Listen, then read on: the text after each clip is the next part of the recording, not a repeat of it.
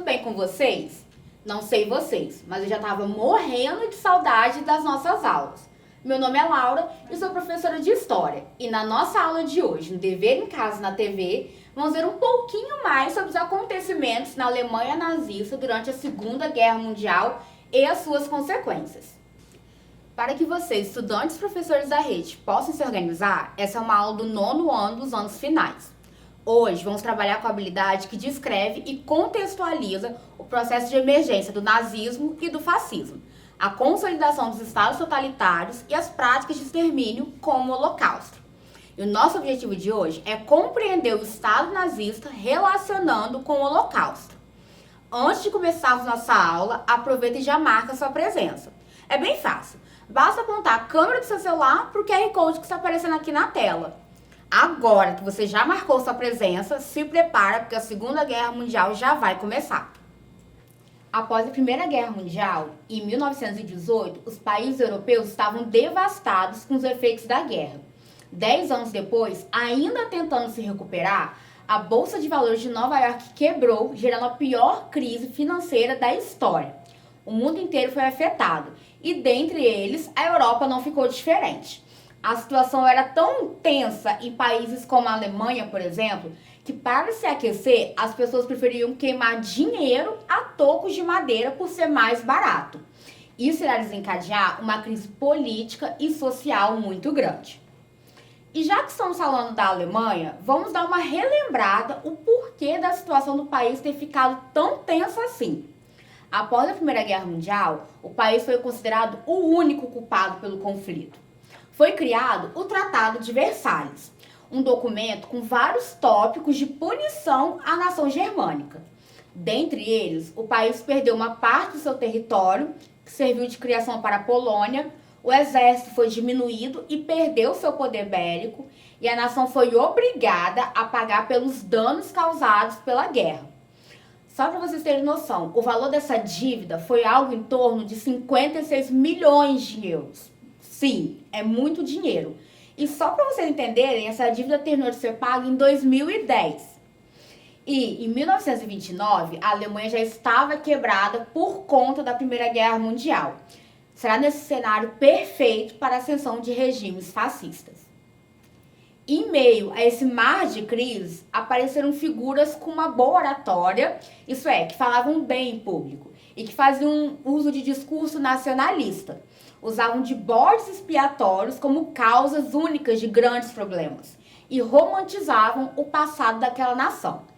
Essas figuras tiveram trajetórias políticas muito rápidas e em pouco tempo se tornaram chefes de Estado daquelas nações. Todos tinham as mesmas características do seu governo: totalitarismo e autoritarismo, personificação de líderes carismáticos, anticomunismo e antiliberalismo e sociedade militarizada. Vocês já puderam notar que, apesar de a gente estar falando do fascismo em geral e que ele ocorreu em diversos países da Europa e do mundo, o nosso foco hoje foi a Alemanha. E foi lá, em 1919, que surgiu um ex-soldado da Primeira Guerra Mundial que não aceitava a situação do seu país. Em pouco tempo, ele passou a ficar conhecido por seus discursos e, um tempo menor ainda, se tornou o líder daquela nação. Ele foi responsável por diversos acontecimentos entre os anos de 1934 a 1945, entre eles a Noite dos Cristais. Vocês sabem o que foi a Noite dos Cristais? Antes de vermos, só para a gente explicar. A suástica que a gente vê nessa foto aqui ao lado, que infelizmente é associada ao nazismo e todas as coisas horríveis que eles fizeram, não era bem assim. Antes de Hitler adotar o símbolo para ele, a suástica era um símbolo religioso, que significava felicidade, boa sorte e salvação. Bem diferente do significado que ela tem hoje, né? Para entendermos a Noite dos Cristais, que aconteceu em 1938, a gente vai voltar um pouquinho. Como eu falei com vocês, lá em 1919 surge um ex-soldado da Primeira Guerra Mundial. Esse rapaz irá filiar-se ao partido político, o Partido Nazista. Nele, começa a ganhar grande fama e popularidade com seus discursos sobre o fim do Tratado de Versalhes e as péssimas condições que a Alemanha se encontrava. Já em 1921, ele irá se tornar líder do partido. Em 23, planeja um golpe político, mas é preso. É na prisão que ele vai tirar do papel algumas ideias políticas junto de uma autobiografia e vai escrever o livro My Campbell, que seria Minha Luta. Livre, ele decide incorporar no partido as diretrizes fascistas e algumas teorias de cunho racistas que estavam em seu livro. Já em 1933, ele irá se tornar o chanceler da Alemanha. Um ano após, em 1934, ele irá assumir como o grande líder supremo da Alemanha, o Führer. Sim, galera, a gente está falando dele, Adolf Hitler.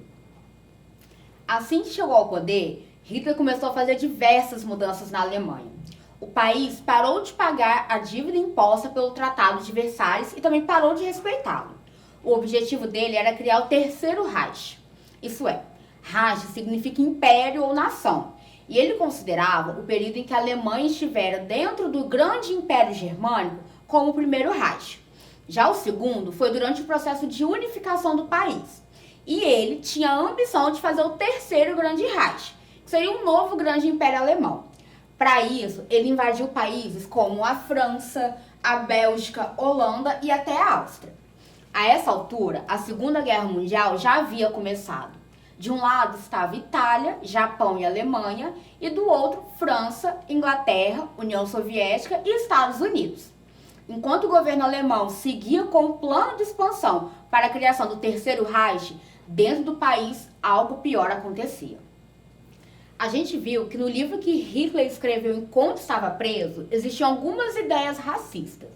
Pois bem, muito antes da guerra, os judeus já eram utilizados dentro da Europa. Só para vocês terem noção, o povo judaico é perseguido desde a antiguidade lá no Egito. Sim, o povo hebreu que foi escravo lá no Egito é o povo judeu. A sociedade alemã já nutria um ódio pelos judeus, mas sempre de uma forma velada, escondida.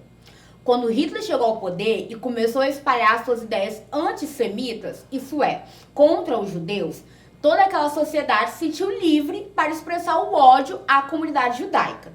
O antissemitismo passou a ser aceito. Calma que eu explico o que é antissemitismo.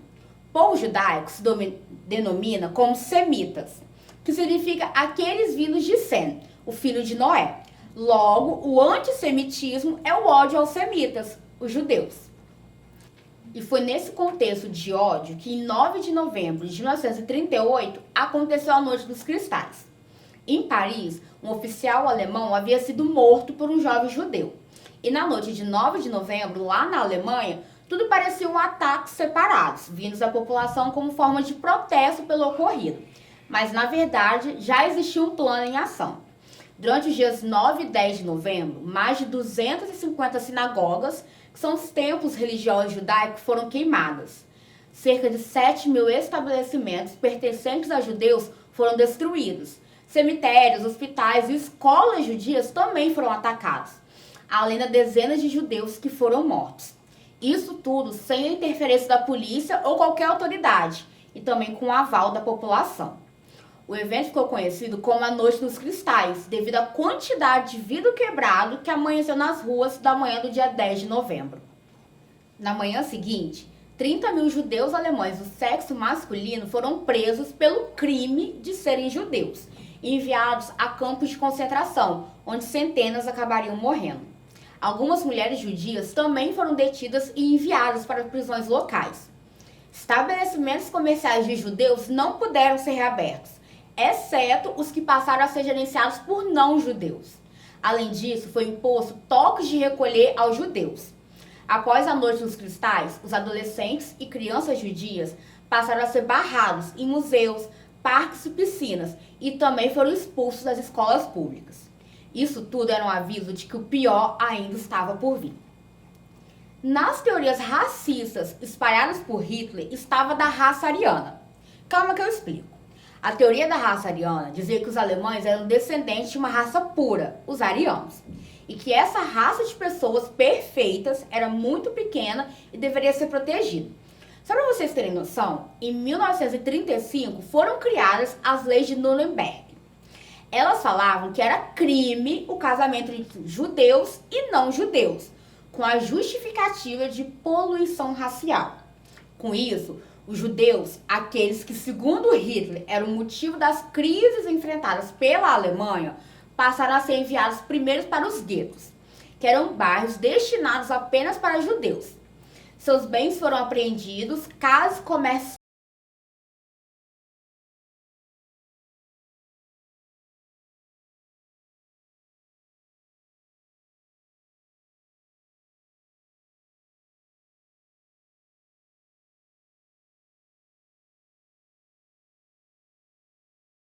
se olhava a árvore genealógica.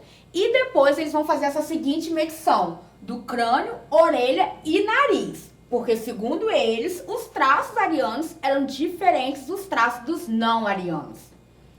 Os campos de concentração eram uma espécie de prisão. Lá as pessoas eram mal alimentadas, forçadas a trabalhar até a morte. Em alguns casos, elas eram levadas para o anjo da morte. O médico Joseph Mengele, que por diversas vezes fazia experiências em pessoas vivas. Ele adorava fazer experiências em gêmeos e eram mais cruéis possíveis. Aí um spoiler para vocês. Depois do término da guerra, ele veio para o Brasil e morou aqui até o resto da sua vida.